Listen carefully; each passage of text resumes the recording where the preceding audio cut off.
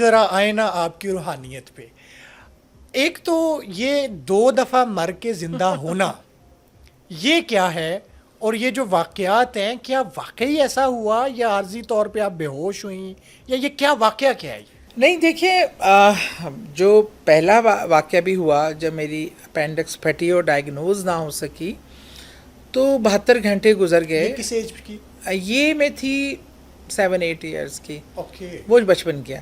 اچھا، اس میں 2 ہاسپٹلز نے مجھے ڈیتھ ڈکلیئر کیا، اور لاہور کے بڑے نامی گرامی ہاسپٹلز ہیں، انہوں نے ڈیتھ ڈکلیئر کیا. پھر میری باڈی رکھی گئی اور وہ تدفین کا سارا جو انتظام وغیرہ.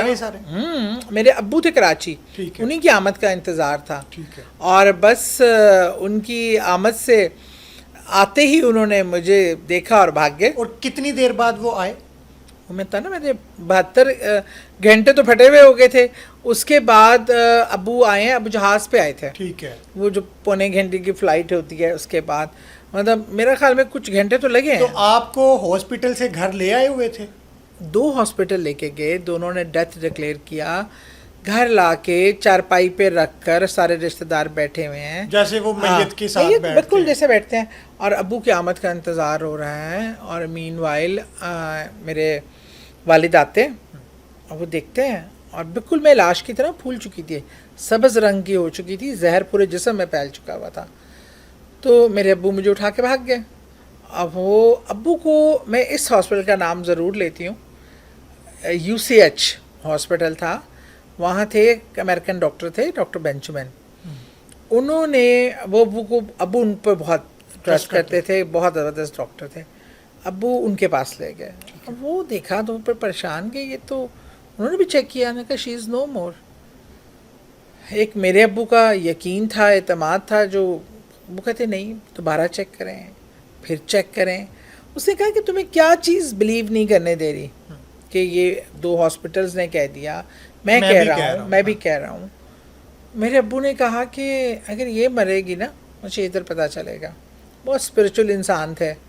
مجھے یہ یقین ہے کہ یہ زندہ ہے. مجھے ادھر سے اشارہ ہی نہیں آ رہا کہ یہ مر گئی ہے، کہ آئی لاسٹ مائی ڈاٹر.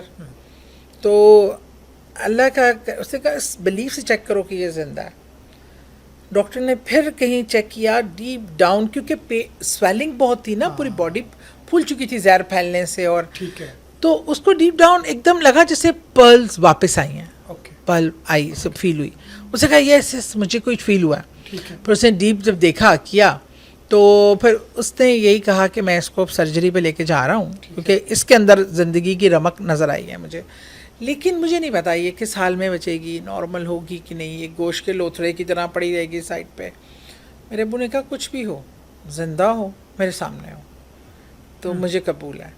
پھر وہ کوئی 9.5 گھنٹے کی سرجری، اس کے بعد میں زندگی کی طرف لوٹی. میرا اتنا ٹائم پھٹنے سے میری ساری آنتیں ضائع ہو گئیں، اور بڑی آنت میں کوئی 1.5 فٹ رہ گئی، بہت کچھ ہوا. اور میں 1 سال اس ہاسپٹل میں ہاسپٹلائز رہی. اور مطلب لیکن وہ ایک قدرت کا ایسا معجزہ ہے کہ ڈاکٹر بینجمن نے اپنی فیملی کو لا کے مجھ سے ملوایا. وہاں جو فادر تھے چرچ کے، وہ آ کے مجھے اسپیشل ملا کرتے تھے کہ تمہارے ساتھ کچھ نا ہے معاملہ، تم جیسے آئی ہو جیسے کوئی مطلب اللہ کا کوئی خاص کرم ہے. بہرحال وہ ایک ہوا.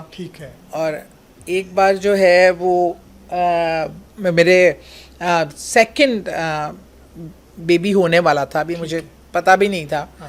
لیکن تب ایک مس ہینڈلنگ ہوئی. وہ ایک امریکن ڈاکٹر ہی تھے جن سے مس ہینڈلنگ ہوئی، اور اس کے بعد میرا کیس بہت خراب ہو گیا. میں تب اب یہ ہاسپٹل کس کا ہے؟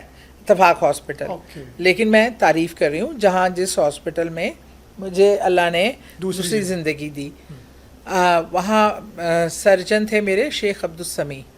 میں بہت پیارے انسان ہیں، اللہ ان کو زندگی دے. اب کافی ضعیف ہو گئے لیکن فرشتہ آدمی ہے کوئی. وہ میرا پورا کیس ہسٹری جانتے تھے. میں ان کے انڈر تھی اس ٹائم. تو نا وہاں میں ہاسپٹل کے بیڈ پہ تھی، روم تھا اس میں. تو میرے ابو ہی میرے ساتھ بیٹھے تھے اور میری مدر ان لا. وہ مجھے بہت زیادہ پیار کرنے والی، محبت کرنے والی خاتون. اور اتنے میں نا مجھے فیل ہوا کہ میرے نا گھٹنے سے کوئی چیز، اس سے پہلے میں ابو سے باتیں کر رہی ہوں، اچھا سرکنا شروع ہوئی ہے. اب عجیب سی کیفیت، وہ چیز جیسے جیسے سرکے اس جگہ کی موومنٹ ختم ہو جائے. اب مجھے ایک دم، اب میں ابو کو بتانا چاہ رہی ہوں تو اب میں بول نہیں پا رہی. اب میں کوشش کرتی تھی میں بتاؤں، میں کیا بتاؤں. میں نے ایک دم ایسے، اب میرے فیس ایکسپریشن آ رہے ہیں چینج ہو رہے ہیں. لیکن اچھا وہ ہوتے ہوتے جب یہاں تک بات پہنچی نا تو پھر اس طرح ہوا کہ میں بالکل جیسے بہت ہیوی انجن جہاز کے چل رہے ہوں، اور جنگی جہازوں کے، اور خڑخڑاہٹ، اور اس میں سے ایک دم میرے اندر سے کوئی چیز نکلی. اس کے بعد کمرے کا منظرنامہ بدل گیا. میں کمرہ تھا، میں ایسے بیڈ پہ لیٹی ہوں، اب میں چھت سے خود کو دیکھ رہی ہوں، میں کچھ چھت کے کونے سے، اور ایسے اس پوزیشن میں فلوٹ کر رہی ہوں. میں نے کہا یہ تو میں ہوں. اس کا مطلب ہے کہ میں نہیں رہی. میں دیکھی ہوں ابو بھاگے گئے ہیں، ڈاکٹر آ رہے ہیں، ڈاکٹر مجھے پمپ کر رہے ہیں، ECG ہو رہی ہیں، اور سب کچھ ہو رہا ہے، مشینیں لگ رہی ہیں. میں کہا او ہو بے. اس سے میرا بیٹا نا 2.25 سال کا تھا. میں کہا اللہ تعالیٰ، وہ میرے بغیر اس کو رہنے کی عادت ہی نہیں تھی. میں کہا اللہ تعالیٰ یہ تو مجھے لے کے جا رہا ہے. میں کہا ابھی تو میرا بیٹا بہت چھوٹا ہے، اللہ میاں مجھے پلیز جانے دیں. اور بالکل ایک ترلے منتے پہ نہیں بندہ آ جاتا کہ مجھے جانے دیں، مجھے، میرا بیٹا بہت چھوٹا ہے، میرا بیٹا میرے بغیر نہیں رہ سکتا.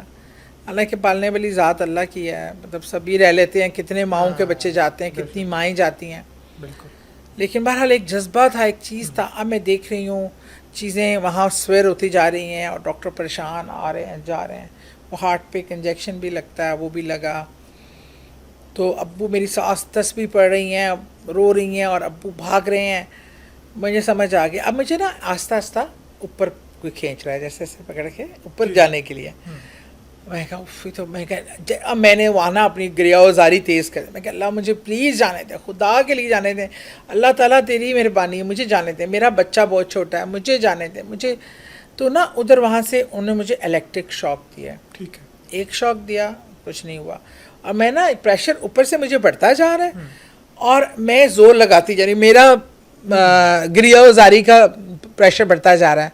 دوسرا لگایا، اور ڈاکٹر نے نا ایسے کر چھوڑ دیا کہ نو مور. ابو نے کہا ایک اور. ابو نے میرے وہاں بھی نہیں چھوڑا، ڈاکٹر سے کہا ایک اور میرے کہنے پہ. اور میں نے کہا پلیز اللہ میاں مجھے جانے دیں. وہ تیسرا جھٹکا لگا، اور جس نے مجھے پکڑ کے جو کہ اوپر لے کے جا رہا تھا ایسے چھوڑ دیا. میں کرم کر کے اپنے اندر گئی ہوں، اور میں اٹھی ہوں ایک دم کلمہ پڑھتے ہوئے. اور ڈاکٹر بھی ڈر گیا، سب ایسے ہو کے ایک دم پیچھے ہو گئے. اور ڈاکٹر ٹول می کہ آپ کی کلینکل ڈیتھ ہو چکی تھی. ہم تو آپ کے فادر کے کہنے پہ یہ ایک جھٹکا اور دیا ہے، ورنہ تو ہم ڈکلیئر کر چکے تھے آپ کو. اور میں نے مطلب جب بتایا کہ کون کیا کر رہا تھا، کس ٹائم کیا ہو رہا تھا، تو ڈاکٹر سب پریشان تھے کہ تمہیں کیسے پتہ ہے، تم تو مر چکی ہوئی تھیں. اچھا. ہاں، لیکن یہ اللہ تعالیٰ نے جب دکھانا ہو، جب کسی کو بچانا ہو تو بس پھر چیزیں ہو جاتی.